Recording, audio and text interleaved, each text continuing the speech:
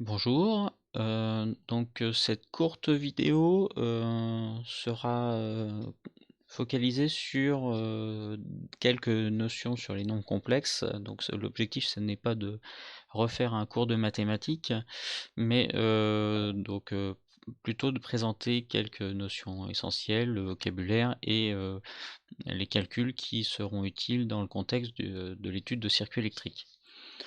Alors, mis à part une démonstration qui serait plutôt adaptée à un cours de mathématiques, qui se trouve en fin de présentation. Donc, l'essentiel, c'est vraiment une étude pratique, hein, des nombres complexes dans le contexte qui nous intéresse dans le cours de PS 94. Donc, l'objectif, c'est vraiment de raccrocher les notions que vous avez vues en terminale, parce qu'apparemment, il y a quand même des lacunes à ce niveau-là, d'après les retours qu'il y a eu sur le chat pendant le dernier cours, avec le début du cours sur le régime permanent sinusoïdal. Et j'ai aussi eu la confirmation pendant une séance de TD cette semaine que les nombres complexes ont été vus de manière assez limitée, en tout cas pour certains d'entre vous. Donc, pour raccrocher à des notions qui doivent être quand même, je pense, assez communément vues par chacun d'entre vous. Donc les nombres complexes sont en règle générale introduits pour euh, euh, permettre de résoudre des équations du second degré de la forme ax2 plus bx plus c dans le cas où le discriminant delta, qui vaut b carré moins 4ac, est négatif.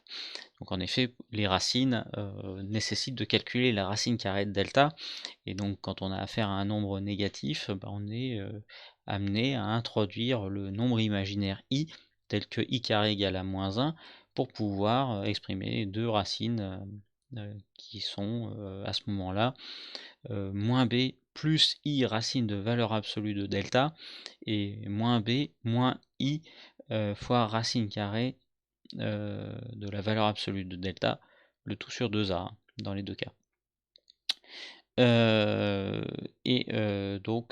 Ces deux nombres ont la particularité de s'exprimer sous la forme d'un terme alpha plus i fois un terme bêta, alpha et bêta étant deux nombres réels, donc, appartenant à l'ensemble R, tandis que les nombres x1 et x2 sont des nombres complexes et donc qui appartiennent à l'ensemble C. Notez C. En termes de vocabulaire, le coefficient alpha est appelé partie réelle de alpha plus i bêta, et qu'on peut extraire cet élément du nombre complexe avec la fonction entre guillemets partie réelle de, donc qui est noté R calligraphié, de alpha plus i bêta, et donc R de alpha plus i bêta c'est alpha. Et en ce qui concerne bêta, on appelle ça la partie imaginaire de alpha plus i bêta, et donc l'extraction de cette partie imaginaire d'un nombre complexe, ça se fait avec la fonction i de, ou imaginaire de, entre crochets alpha plus i bêta, et donc ça c'est égal à bêta. Toujours en ce qui concerne le vocabulaire, on notera que les deux racines de l'équation du second degré présentent certaines propriétés. D'abord, leurs parties réelles sont identiques, c'est moins b sur 2a. Et en ce qui concerne les parties imaginaires, elles sont opposées.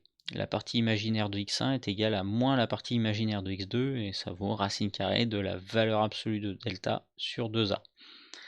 Donc attention, le i ne fait pas partie de la partie imaginaire. La partie imaginaire d'un nombre complexe, c'est un réel. Et donc lorsqu'on a affaire à deux nombres complexes qui ont la même partie réelle et des parties imaginaires opposées, on parle de nombres complexes conjugués. Et donc en termes de notation, l'opération de conjugaison, donc dans le cadre du cours, je la noterai étoile, et donc pour un nombre z équivaut a plus ib, donc z étoile, donc étoile en exposant, est égal à, entre parenthèses, ab conjugué, étoile, donc, et c'est égal à a moins ib. Donc on prend l'opposé, on conserve la partie réelle et on prend l'opposé de la partie imaginaire. Alors on note parfois aussi cette conjugaison conj de z, mais donc l'utilisation de l'étoile est un peu plus compacte et donc sera privilégiée dans le cadre du cours de PES 94, d'autant plus qu'il n'y a pas d'ambiguïté possible avec une autre opération mathématique, l'exposant étoile ne pouvant pas être assimilé à une puissance de z. Par contre, dans le contexte de l'électricité, on évitera l'utilisation de l'imaginaire I, de l'imaginaire pur I, et on lui préférera la lettre J, parce que I est généralement associé à un courant en électricité. Et donc le choix de la lettre J est privilégié dans le cadre de PES 94, mais c'est largement le cas dans les cours d'électricité que vous pouvez trouver sur internet ou dans des livres. Alors, on en arrive maintenant à la formulation cartésienne et non complexe et la représentation graphique. Alors, la formulation cartésienne, c'est tout simplement ce qu'on a vu, hein, c'est partie réelle plus j fois partie imaginaire. Donc un nombre complexe z égale a plus jb. Le fait d'avoir cette décomposition, c'est ce qu'on appelle la formulation cartésienne. Et donc les opérations mathématiques applicables à ces nombres sont les mêmes à quelques détails près que pour les nombres réels, en particulier les opérations arithmétiques, addition, soustraction, multiplication et division. Donc on remarque que l'on peut faire une remarque qu'on peut faire à ce niveau-là, c'est qu'on va être essentiellement amené à regrouper dans ces opérations les parties réelles entre elles et les parties imaginaires entre elles, et à chaque fois qu'on aura des produits de parties imaginaires, dès qu'on a affaire à un j au carré, on le remplace par moins 1. Et donc le produit devient un nombre réel. Donc par exemple, le calcul de Z1 fois Z2, si Z1 égale A plus JB et Z2 égale C plus JD, eh bien, on fait une distribution des différents produits.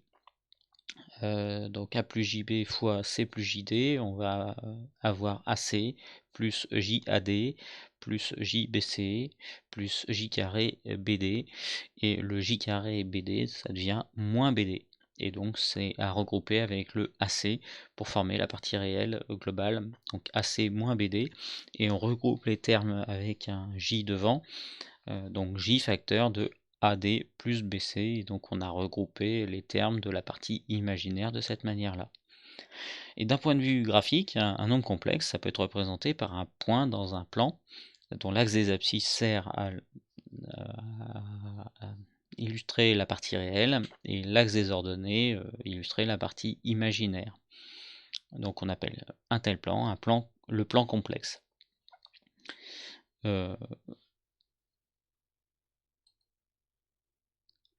Alors, en ce qui concerne l'opération de conjugaison, donc on peut s'intéresser au résultat obtenu par la multiplication d'un nombre complexe par son conjugué. Ça, c'est un résultat remarquable qui sera utile par la suite. Donc z égale a plus jb. Si on fait le produit de z par z conjugué, ça fait a plus jb facteur de a moins jb, et donc là on s'aperçoit que le développement va conduire à des simplifications. Les termes de la partie imaginaire se compensent, et à la fin il ne reste que a carré plus b carré, qui est en fait la partie réelle au carré plus la partie imaginaire au carré. D'un point de vue graphique, donc quand on trace les coordonnées, a carré plus b carré, c'est tout simplement le carré de la distance qui sépare le point associé au nombre z de l'origine du repère de notre plan complexe. Donc en fait c'est le module du vecteur qui aurait pour origine le point origine du repère et comme extrémité le point représentant le nombre complexe z. Et donc dans le vocabulaire des nombres complexes, la longueur de ce vecteur, on appelle ça le module de z. Et donc c'est noté avec le symbole de la valeur absolue. Donc on note que z par z conjugué, c'est égal au module de z au carré. Alors une remarque, c'est que le symbole utilisé valeur absolue, il n'est pas innocent, hein, tout simplement parce que ça s'avère être une généralisation au nombre complexe de ce qu'on a avec un nombre réel. La valeur absolue d'un nombre réel, c'est égal à la valeur de ce nombre réel s'il est positif, et c'est égal à son opposé si c'est négatif. C'est un nombre qui est toujours positif, et ça correspond bien, dans le cas d'un nombre réel qui serait sur l'axe réel, c'est bien la distance par rapport à l'origine. Que ce point soit à gauche ou à droite de l'origine, la distance, elle vaut valeur absolue du nombre en question. Donc c'est bien une généralisation et c'est logique d'employer la même notation que pour la valeur absolue dans le cas des nombres réels. Alors, plan complexe et localisation d'un point dans le plan. Donc on a vu la formulation cartésienne avec la logique de représenter ce nombre avec les coordonnées A et B, respectivement abscisse et ordonnée, et donc en termes de partie du nombre complexe, partie réelle et partie imaginaire, associée donc à un axe réel et à un axe imaginaire, mais ça n'est pas la seule façon de localiser un point dans un plan. On peut parfaitement localiser un point dans le plan complexe en connaissant la distance qui le sépare de l'origine, donc le module qu'on vient de voir, et en ajoutant une information qui serait l'angle entre le vecteur qui part de l'origine pour aller vers le point considéré et un axe de référence qui, de manière classique, est l'axe réel. Et donc cet angle, θ, on appelle ça l'argument de z. Et donc les deux coordonnées ρ et θ sont équivalentes à la connaissance, apportent autant d'informations que la connaissance des deux coordonnées a et b de a plus jb. Et donc ces coordonnées, c'est ce qu'on appelle la représentation ou formulation polaire. Alors dans la deuxième ligne, dans la deuxième puce, j'ai noté tout simplement les coordonnées entre parenthèses, ρ et θ, module et argument, mais donc la formulation correcte du nombre complexe avec ces paramètres, c'est z est égal à ρ exponentielle de jθ. Alors ρ exponentielle de jθ, c'est une formule qui peut sembler venir de nulle part, mais donc vous pouvez l'admettre, hein, si ça vous intéresse pas, en tout cas pour le moment, de connaître la raison de cette expression, vous pouvez l'admettre et c'est très utile pour faire des calculs comme on le verra par la suite, mais donc elle est démontrable, hein, et donc elle est démontrée en annexe de ce document. D'ailleurs je mettrai l'information du timecode du début de cette démonstration dans la description de la vidéo, parce que donc je la mettrai dans la vidéo, cette démonstration, alors succincte, hein, mais avec tous les éléments nécessaires pour bien comprendre. Et le document, de toute façon, je vous le mettrai de manière complète sous la forme d'un PDF dans le Moodle de l'UV PS94. Donc une fois qu'on a dit ça, que z est égal à ρ exponentielle de jθ, une chose qui est claire, c'est que quand on connaît les paramètres ρ et θ, il est facile de recalculer les parties réelles et parties imaginaires du nombre avec quelques notions de trigonométrie. La partie réelle, c'est la projection sur l'axe réel du vecteur associé au nombre complexe z, hein. Donc cette projection, c'est tout simplement ρ fois cosinus de θ, donc A égale ρ cosinus de θ, et en ce qui concerne la partie imaginaire, B, c'est la projection suivant l'axe imaginaire, et donc ça sera un ρ sinus de θ. Donc le passage d'une forme polaire à une forme cartésienne ne pose pas de difficulté particulière grâce à quelques connaissances en trigonométrie. Par contre, le passage inverse de cartésien vers polaire pose une petite difficulté que l'on va voir par la suite. Alors, autre lien qui existe entre exponentielle complexe et fonction trigonométrique, ce sont des formules qui sont assez connues et assez utiles, qu'on appelle les formules d'Euler, qui permettent d'écrire le cosinus θ et le sinus θ à partir d'exponentielles complexes. Donc cos θ, c'est égal à exponentielle jθ plus exponentielle de moins jθ sur 2, alors que sin θ est égal à exponentielle jθ moins exponentielle de moins jθ sur 2j. Donc comme pour la forme polaire d'un nombre complexe, ces résultats peuvent être retrouvés avec des séries de Taylor de ces fonctions, donc voire annexes. Donc la démonstration en fait elle s'appuie sur des développements en série de Taylor des fonctions exponentielles et des fonctions cosinus et sinus. Donc voilà. Donc passage entre formulation cartésienne et polaire. Donc comme on l'a vu, il est aisé de passer d'une forme polaire à une forme cartésienne en faisant les projections et en trouvant que la partie réelle est égale au module fois cosinus de l'argument et la partie imaginaire est égale au module fois sinus de l'argument. C'est le côté opposé, respectivement le côté adjacent et le côté opposé d'un triangle rectangle. Sur le dessin qui est proposé, hein, on voit très clairement ce triangle rectangle avec comme côté adjacent une longueur A, comme côté opposé une longueur B, et donc l'angle θ ici et l'hypoténuse de longueur ρ. Donc les formules de trigonométrie montrent très clairement ce résultat-là. Alors en ce qui concerne le passage de la représentation cartésienne à la représentation polaire, il y a une petite difficulté. Alors celle-là, cette difficulté ne porte pas sur le calcul de ρ, parce que très clairement, le théorème de Pythagore nous dit que ρ est égal à la racine carrée, donc c'est l'hypoténuse, est égal à la racine carrée des deux autres côtés, donc racine carrée de a carré plus b carré. Donc là, pour ça, il n'y a pas de problème.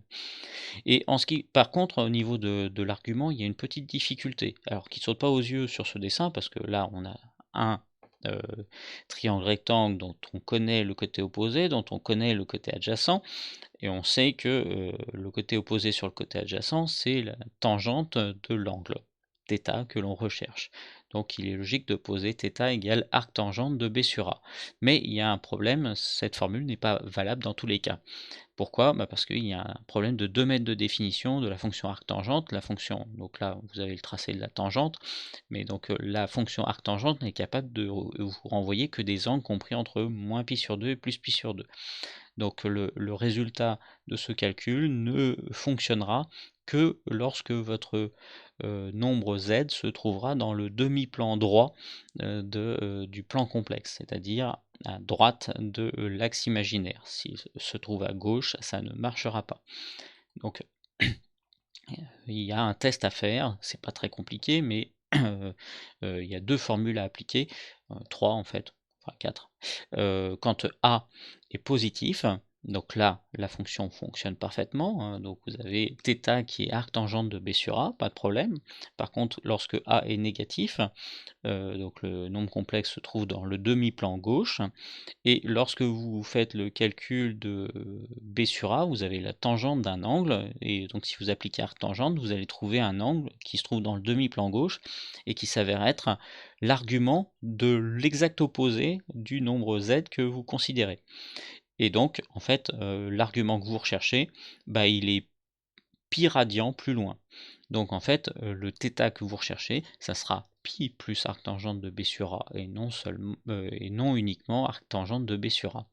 Et donc il y a 2 cas pathologiques entre guillemets à considérer, qui sont les cas où A est nul. Donc on a traité le cas A strictement positif, A strictement négatif, et lorsque A est nul, on a 2 cas de figure à considérer, mais qui sont très simples, hein, triviaux. Lorsque B est positif, on est sur l'axe imaginaire au-dessus de l'axe réel, et donc on a un argument qui vaut plus pi sur 2, et donc là il y a une coquille, encore une fois. Et donc et 2 coquilles. Donc vous aurez la version corrigée dans le Moodle, et lorsque b est négatif, θ est égal à moins π sur 2. Et donc le cas très particulier où b est nul, bah, la notion d'argument n'a aucun sens, hein, puisque donc si a est nul et que b est nul, le nombre complexe est nul. Donc n'importe quel argument ferait l'affaire, vu qu'on est à module nul, on est confondu avec l'origine du repère. Donc ça n'a pas de sens de parler d'argument dans ce cas-là. Alors, petit détail qui peut avoir son importance, même si on vous interdit normalement d'utiliser des calculatrices sophistiquées, on va dire, en examen, il est quand même utile de savoir se débrouiller sans calculatrice sophistiquée. Le passage de la représentation cartésienne à la représentation polaire nécessite donc une précaution particulière. Il faut tester la valeur du nombre de la partie réelle, son signe pour être précis, pour savoir quelle formule appliquer pour trouver l'argument θ. Et comme on va le voir, en fait, la représentation polaire, elle permet de nettement simplifier certains calculs, notamment les multiplications et divisions. Et donc dans ces conditions-là, savoir passer d'une formulation cartésienne à une représentation polaire mérite d'être retenu et d'être maîtrisé. À noter donc certaines calculatrices scientifiques, donc TI 89 et 92, c'est pas une liste exhaustive, mais enfin donc ces calculatrices gèrent les nombres complexes. On peut parfaitement définir des nombres complexes et travailler avec eux, et en particulier utiliser des fonctions sur ces nombres complexes. Et donc pour calculer l'argument d'un nombre complexe, dans ces calculatrices, vous avez une fonction angle qui ne se contente pas de calculer l'arc-tangente de B sur A. Cette fonction renvoie, quoi qu'il arrive, le bon résultat en faisant en fait les tests que j'ai évoqués à votre place. Donc là, vous pouvez voir l'image d'une TI 92, et donc au-dessus de la lettre I, vous avez le symbole du I imaginaire qui est accessible. Donc vous pouvez manipuler des nombres complexes avec cette calculatrice. Alors, maintenant on en arrive aux formules utiles pour les calculs en électricité, entre autres domaines de la physique où on peut être amené à utiliser des nombres complexes. C'est pas exclusif, hein, mais donc parmi les calculs que vous avez intérêt à connaître et à savoir utiliser, eh bien, il faut se rappeler de certains résultats du style que z par z conjugué, c'est égal au module de z au carré. Alors, en quoi c'est utile? Bah, c'est utile notamment quand on veut réécrire une fraction z1 sur z2 sous une forme cartésienne. En fait, quand vous avez une telle fraction, il suffit de multiplier en haut et en bas par le conjugué du dénominateur. Ça ne change pas le résultat, mais donc ça permet de remplacer le dénominateur par module de z2 au carré, ce qui fait que vous avez un réel au dénominateur, et qu'ensuite au numérateur, vous avez juste à développer l'expression pour faire apparaître une partie réelle et une partie imaginaire qui de toute façon va être divisée par un nombre réel, et donc vous allez pouvoir scinder en deux termes, partie réelle plus j fois partie imaginaire, votre résultat. Alors, ça c'est une façon de faire un calcul de fraction de nombre complexe, mais donc les calculs sont nettement plus efficaces avec les multiplications et les divisions lorsque les deux nombres sont multipliés ou divisés, sont sous une forme polaire.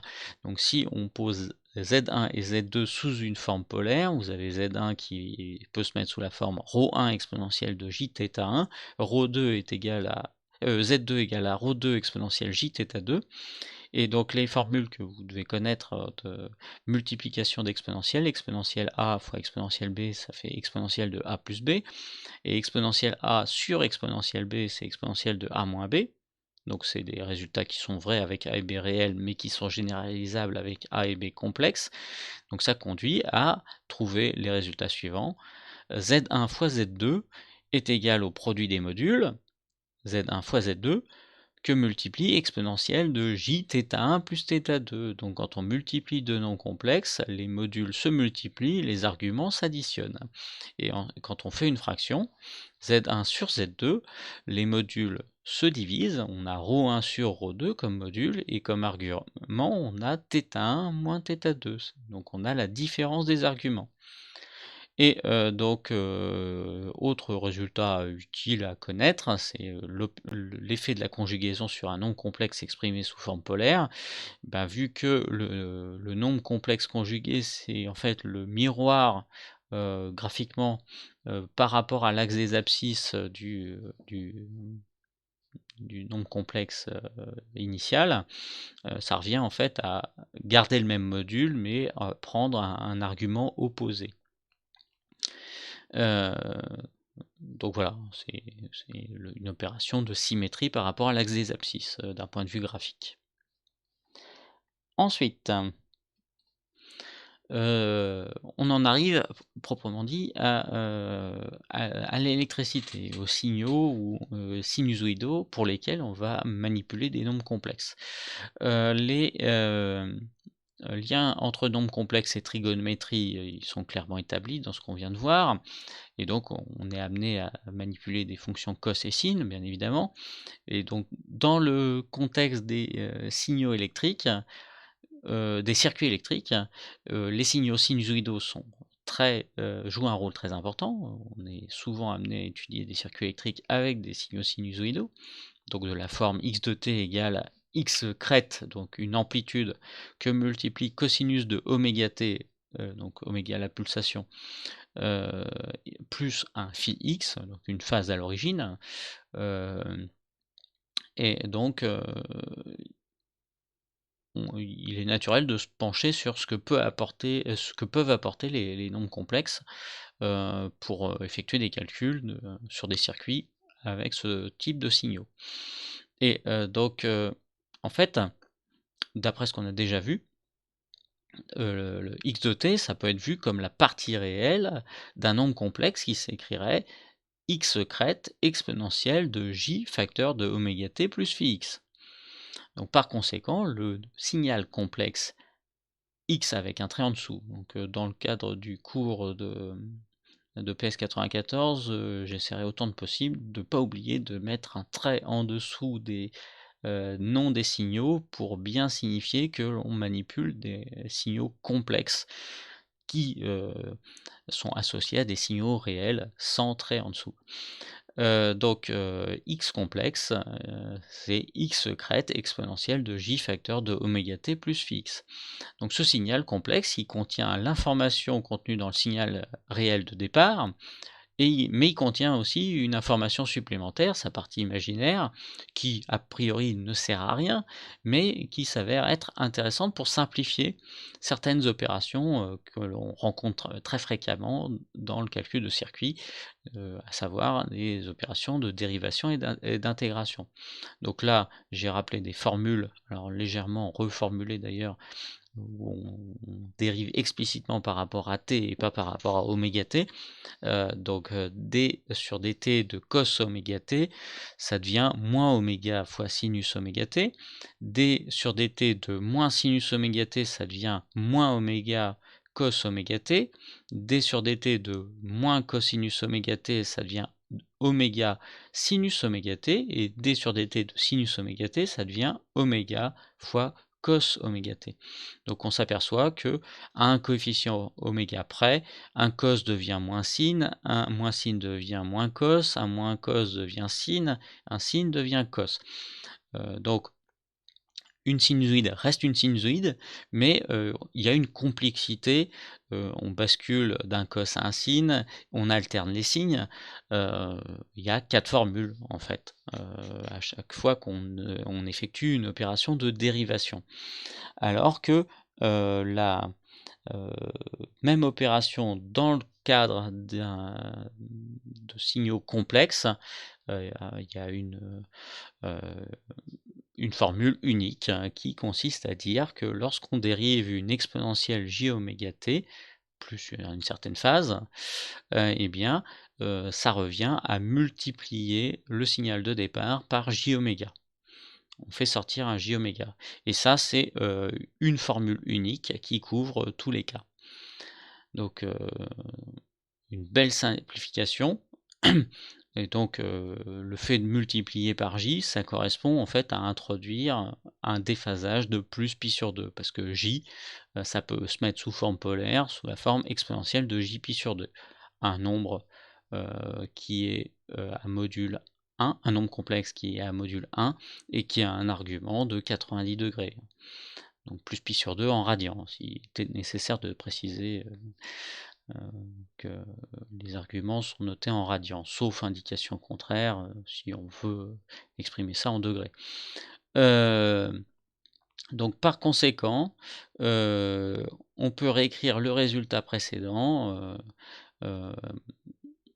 donc le fait de dériver x exponentielle de j facteur d'oméga t plus fixe, ça revient à multiplier par j oméga, ou à un coefficient oméga près, à rajouter une phase de plus pi sur 2 dans l'argument du signal de départ. Donc deuxième remarque, l'opération d'intégration, bah, c'est l'inverse de la dérivation, donc on divise par j oméga, et donc sous forme polaire, ça revient à faire du 1 sur oméga fois exponentielle de moins j pi sur 2, donc ça introduit un déphasage de moins 90 degrés par rapport au signal de départ. Et dernière remarque, les opérations de dérivation et d'intégration, donc j'ai dit que ça servait souvent, mais donc concrètement ça sert à quoi? Ben, lorsqu'on a affaire à des inductances et des condensateurs, on a vu en régime transitoire que on avait des opérations de dérivation ou d'intégration, ça dépendait dans quel sens on prenait les relations de tension courant. V égale L dI sur dt, et I égale AC dV sur dt pour les inductances et les condensateurs. Et donc on peut inverser ces relations de dérivation pour avoir le dual en intégrale. Et donc ces relations qui sont vraies en régime transitoire, c'est-à-dire quelconque, elles restent valables en régime permanent sinusoïdal, mais dans le contexte du régime permanent sinusoïdal, il est judicieux de remplacer les signaux réels par des signaux complexes, et donc on est amené à, quand on dérive, multiplier le signal complexe par j oméga, et quand on intègre, par diviser par j oméga. Et donc c'est ce qui permet d'aboutir aux relations vues en cours de loi d'Ohm généralisée et de notion d'impédance de tous les composants linéaires qu'on est amené à utiliser dans des circuits électriques linéaires. Résistance, inductance et condensateur.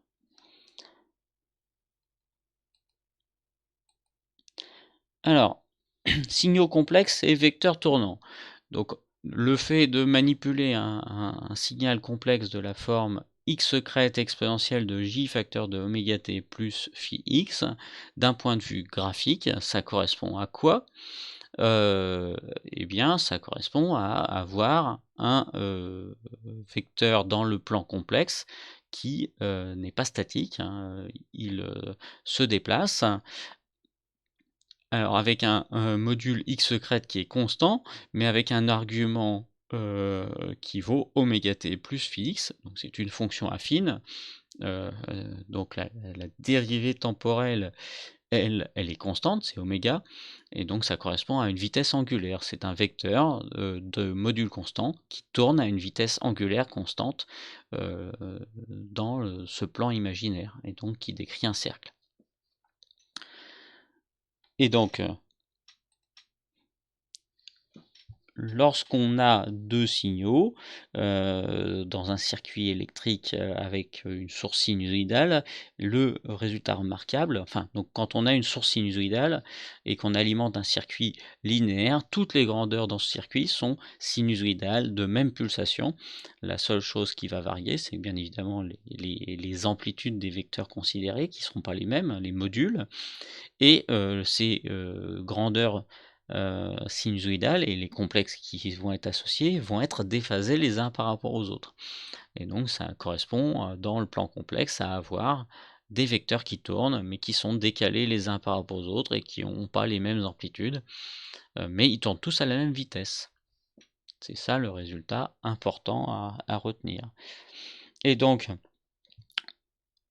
un point important à noter, c'est que comme ils tournent tous à la même vitesse, ça correspond au fait que, dans leurs expressions, on a toujours un facteur commun qui est exponentiel de j oméga t. Et donc, sans changer les résultats, on peut multiplier toutes ces grandeurs par exponentielle de moins j oméga t. Ça introduit une simplification, parce que exponentielle j oméga t fois exponentielle de moins j oméga t, ça fait exponentielle de la somme, et exponentielle de plus j oméga t moins j oméga t, ça fait exponentielle de 0, c'est-à-dire 1. Donc mathématiquement, ça introduit une simplification, et si on s'intéresse à la géométrie, graphiquement, ça correspond à un changement de repère. En fait, ça consiste à observer des vecteurs qui tournent depuis un vecteur qui tourne à la même vitesse qu'eux. Donc, ils nous apparaissent alors fixes. Et ce qui compte après, c'est d'analyser leur décalage angulaire les uns par rapport aux autres. C'est ça le point important quand on étudie des signaux dans un circuit électrique. Et donc ça amène tout naturellement à la notion de diagramme vectoriel ou diagramme de Fresnel. On va même jusqu'à généralement choisir une grandeur de référence, typiquement la grandeur qui sert de source d'alimentation, une tension ou un courant, peu importe. Mais donc cette grandeur de référence, on la représente par un vecteur horizontal, et ensuite on place les autres grandeurs en relatif par rapport à ce signal de référence. Et donc là, sur ce graphe, vous pouvez voir donc x qui est choisi comme référence, qui est tracé horizontal, et vous avez un vecteur y qui est en avance sur x, et un z qui est en retard sur x. Parce qu'il faut bien voir que avant qu'on ait fait le changement de repère, tous ces vecteurs tournaient dans le sens trigonométrique. Et donc y passe par l'horizontale avant x, et x passe par l'horizontale avant z lorsqu'on les voit tourner. Donc cette représentation, en fait,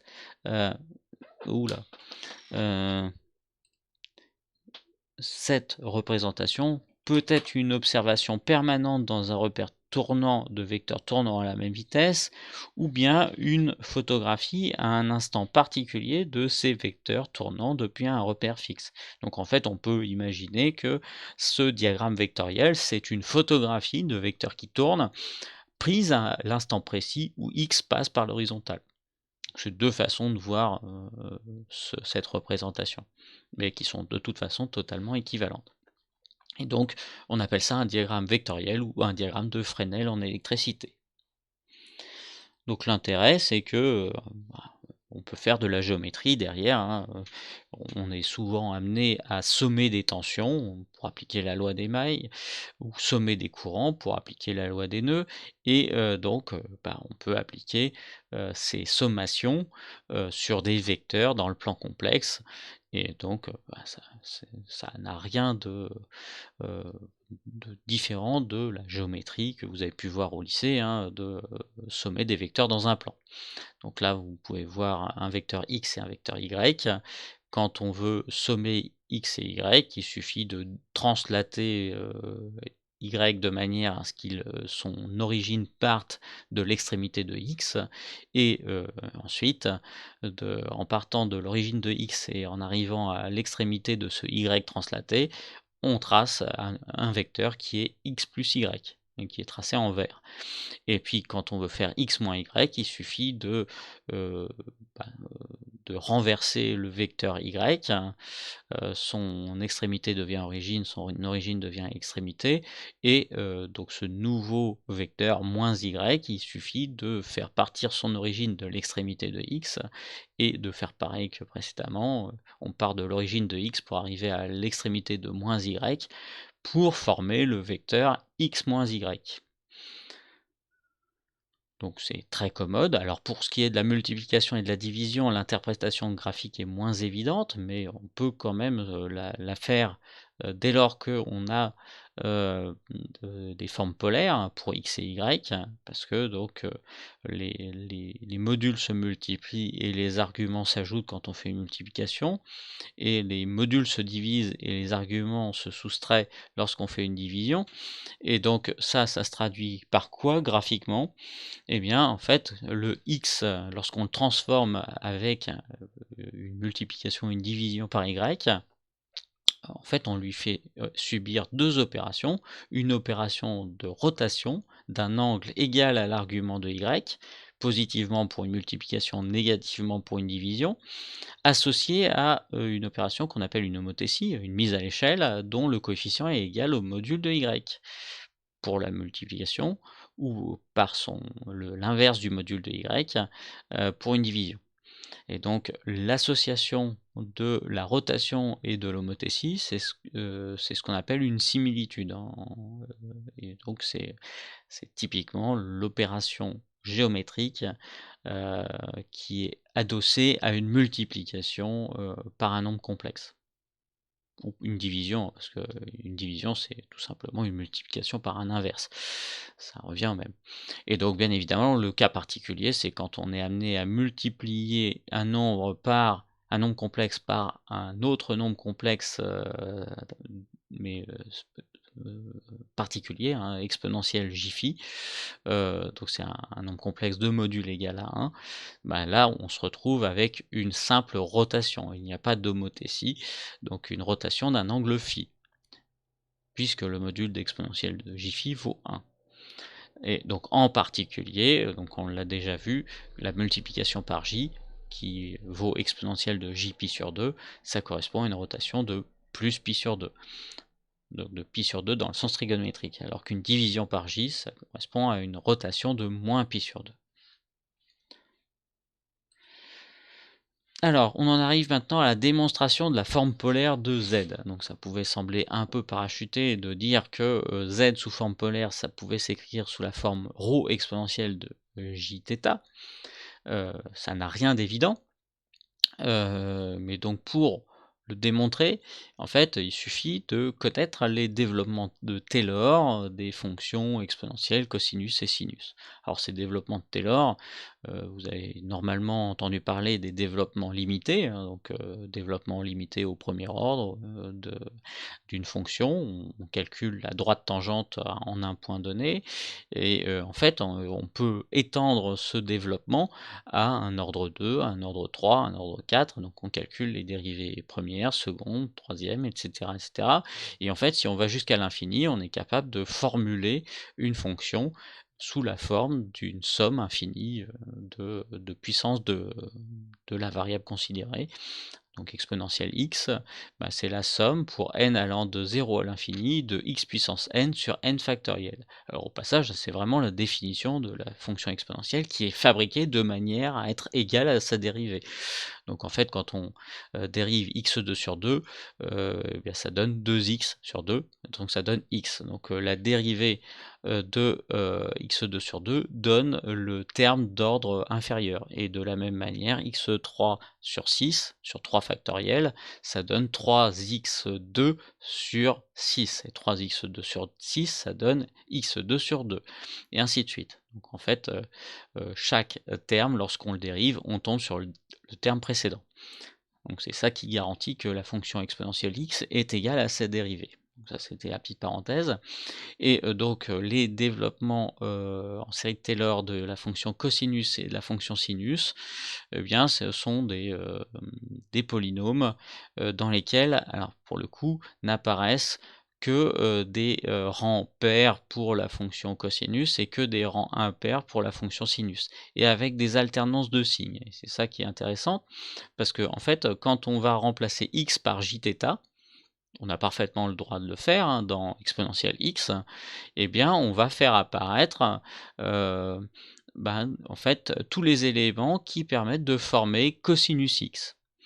Et donc avec les termes de rang pair, et les termes de rang impair, ils seront tous de la forme j facteur de quelque chose, et ce quelque chose, en fait, on va faire apparaître tous les termes de la série de Taylor de sinus x.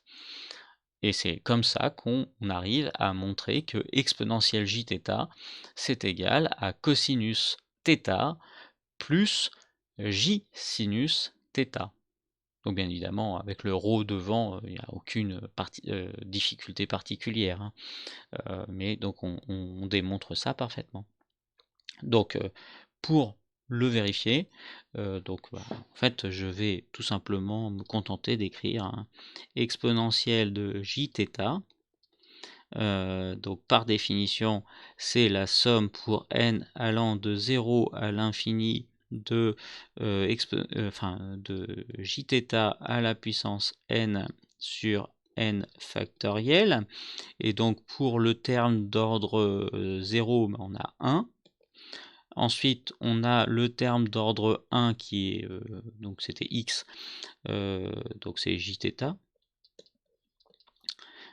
plus le terme d'ordre 2 qui était x2 sur 2, donc jθ au carré sur 2, et ainsi de suite. En fait, on va avoir jθ puissance 3 sur 3 factoriel, plus jθ puissance 4 sur 4 factoriel, plus, etc., etc.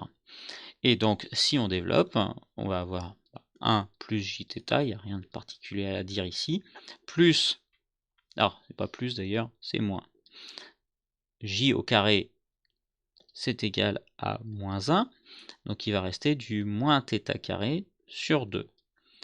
Ensuite, le j puissance 3, donc on va avoir du j carré fois j, donc ça va faire du moins j. Donc θ puissance 3 sur 3 factoriel. Et ensuite, j puissance 4, donc on a du j au carré fois j au carré, donc ça fait moins 1 par moins 1, donc là ça fait plus 1. Donc plus θ puissance 4 sur 4 factoriel. Et donc, le truc remarquable, c'est que on peut, donc plus 3 petits points, donc on peut regrouper tous les termes qui se trouvent ici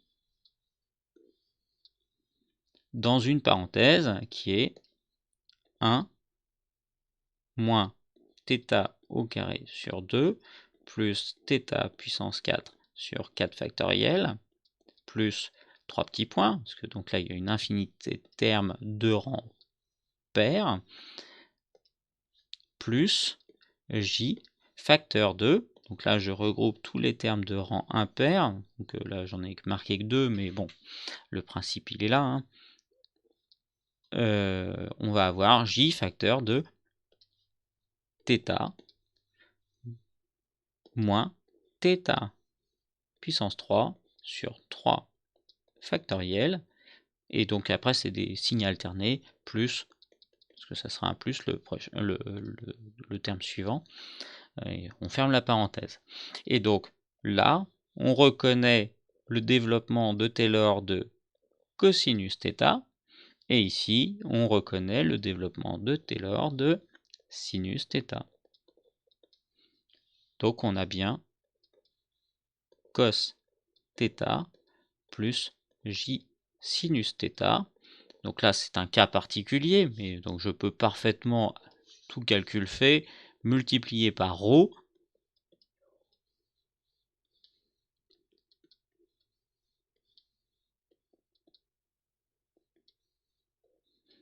et donc avoir finalement ce résultat-là. Et donc là, j'ai parfaitement vérifié que ρ exponentielle jθ était bien égal à ρ cos θ plus j fois ρ sinus θ, donc qui est bien le A plus JB, avec le diagramme tel qu'il était représenté initialement, avec une partie réelle A, une partie réelle B, le point Z représenté comme ceci, et avec le vecteur de module ρ et d'argument θ. L'axe réel étant ici et l'axe imaginaire étant là, avec notre fameux triangle rectangle, et avec ρ vérifiant le théorème de Pythagore, ρ est égal à a carré plus b carré. Donc voilà, ce qui permet de conforter la formule de la représentation polaire. Alors là, je ne vais pas redémontrer les formules de l'air pour la fonction cosinus θ et pour la fonction sinus θ qui font intervenir le exponentiel jθ et le exponentiel moins jθ, mais ça ne pose pas de difficulté particulière. On peut procéder exactement de la même manière pour aboutir à ces deux formules. Voilà, c'est tout pour cette vidéo et puis donc je vous encourage à y jeter un œil au cas où vous auriez des doutes au fur et à mesure que vous faites les TD sur le régime permanent sinusoïdal et que vous suivez le cours sur le régime permanent sinusoïdal qui va se prolonger au moins jusqu'au cours suivant.